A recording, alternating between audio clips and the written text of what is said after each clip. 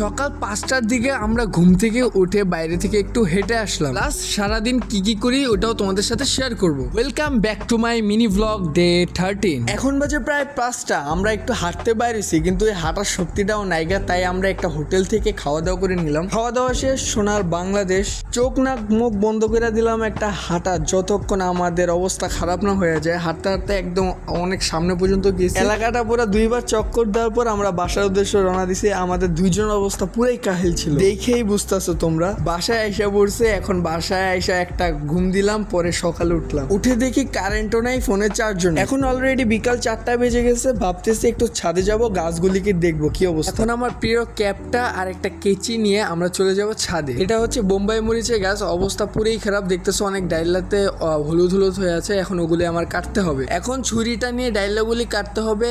হ্যাঁ, এটা কি হলো?